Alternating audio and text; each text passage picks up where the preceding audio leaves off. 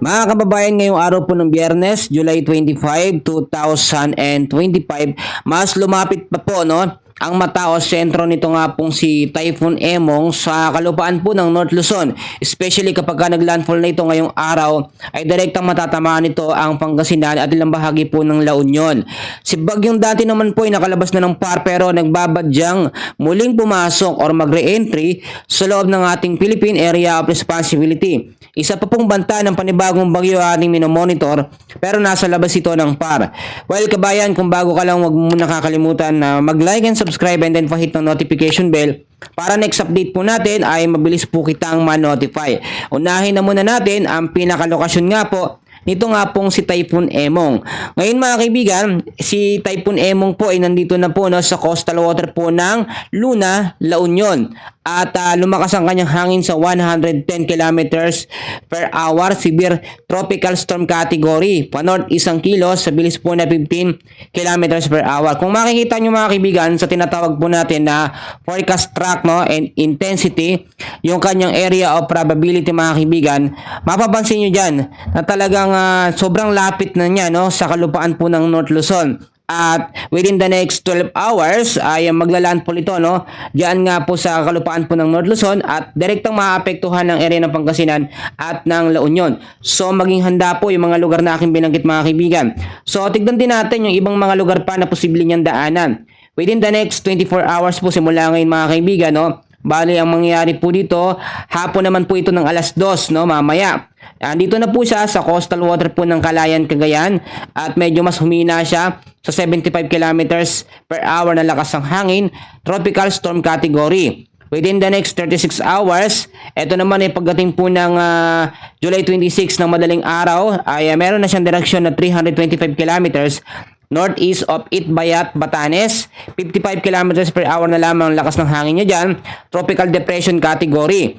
Pagdating naman po ng July 26 po ng hapon and within the next 48 hours ay nasa labas na siya ng PAR. So magiging LPA na lamang po siya noon. Ito po yung senaryo na nakikita natin dito mga kaibigan.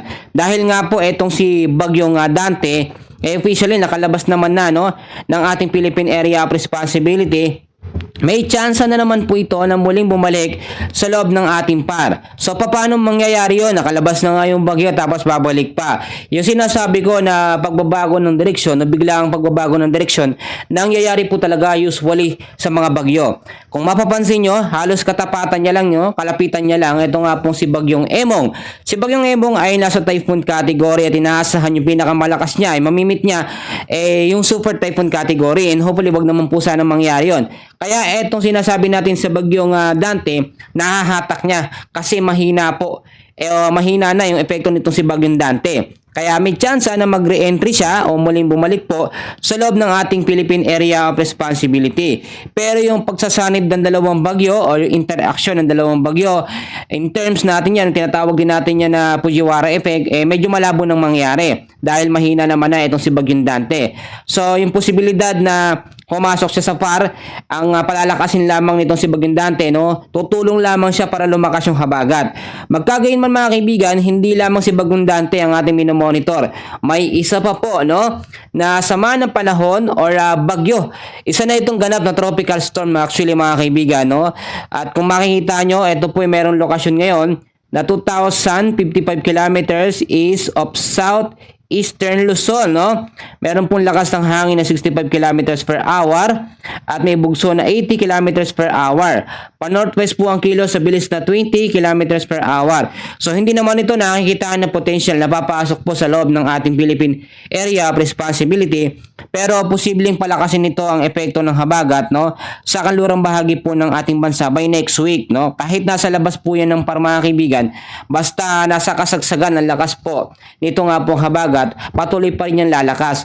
So mas maganda na maging handa na lamang po tayo sa mga posibilidad na pwedeng mangyari. Ngayon balikan po natin. Ito nga pong si Typhoon Emong.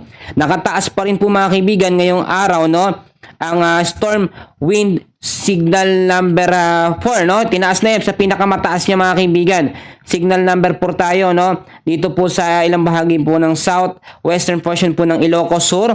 At kasama po dyan mga kaibigan ang northwestern portion din po ng La Union. Yung, sabi ko na mga La Union talaga. Yan sa area ng La Union ang apektado dyan. Kasama rin ang extreme northern portion po ng Pangasinan.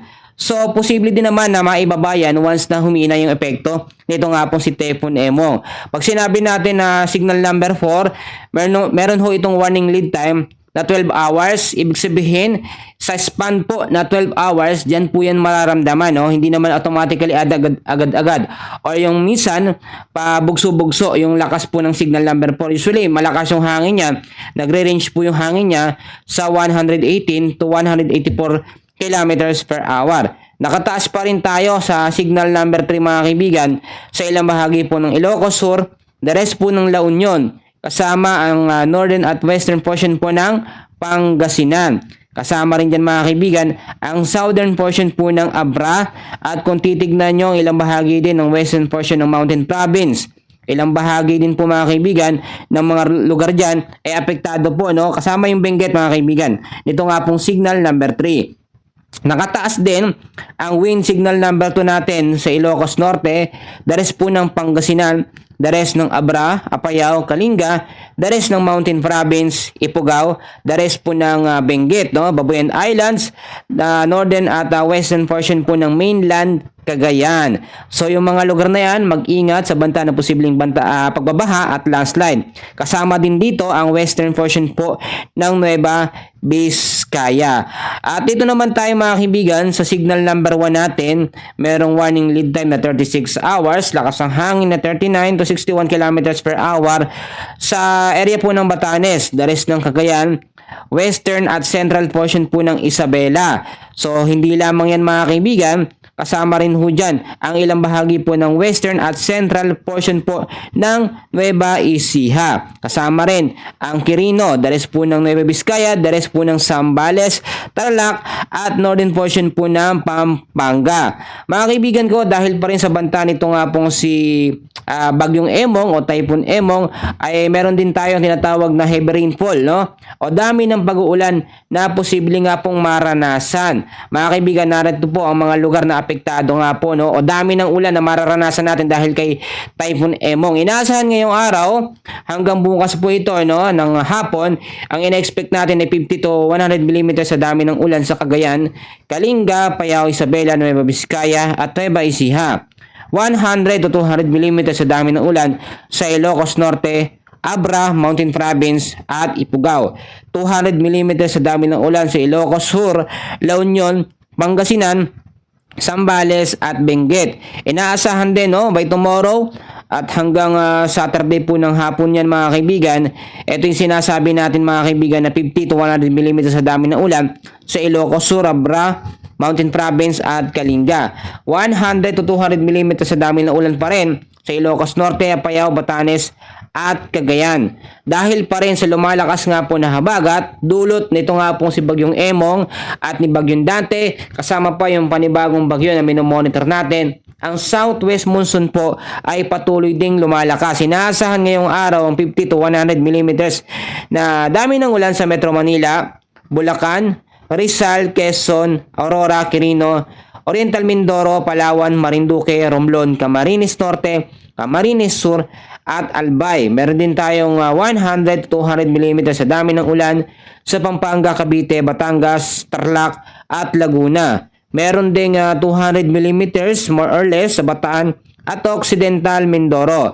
Pagdating naman po mga kaibigan, ang Saturday afternoon, ina-expect natin ang 50 to 100 mm sa dami ng ulan sa Nueva Vizcaya, Nueva Ecija, Tarlac, Pampanga, Bulacan, Metro Manila, Cavite, Batangas, Laguna, Rizal, Oriental Mindoro at Palawan. Meron din tayong 100 to 200 mm sa dami ng ulan sa Zambales, Bataan, Occidental Mindoro, La Union, Pangasinan, Benguet at pagdating naman po mga kaibigan hanggang Sunday ay meron tayong 50 to 100 mm sa dami ng ulan pa rin sa Zambales, Bataan at Occidental Mindoro.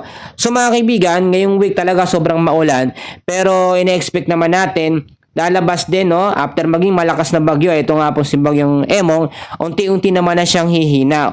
Once naman na po na namit ng bagyo yung kanyang pinaka-maximum na lakas, pahina na yun ng pahina. Ang wag lamang mangyari dito mga kaibigan, magsanib or magdikit yung dalawang bagyo, no? Si bagyong Dante at itong si bagyong Emong. Ngayon, kung titignan po ninyo, yung isang bagyo po na minomonitor natin mga kaibigan, bali panibago, tinawag po ito na Tropical Storm Crossa. Ito ay may chance ang palakasin ng habagat by next week. At hindi naman ito nakikitaan ng direktang papasok sa loob ng ating Philippine Area of Responsibility. Pero banta pa rin yan para sa posibleng nga pong pagpapaulan sa malaking bahagi po ng ating bansa. So napansin nyo naman mga kaibigan, dahil nga po sa tuloy-tuloy na pag-uulan, marami ngayong mga lugar sa Metro Manila, especially dyan nga po sa may Northern Luzon, ang walang pasok po ngayong araw. Alam nyo, napaka-importante, mas maganda na ganitong sitwasyon natin na sobrang maulan, kahit habagat lamang, ay mag-cancel na agad ng klase, no? Walang pasok. Lalo na yung mga apektado ng signal number 4 hanggang signal number 1. So para clear lang din sa bawat isang mga kaibigan, ito po ay na rin to sa pagkatala po mga kaibigan ng ahensya natin, no? At ilang LGU na atin nakuha.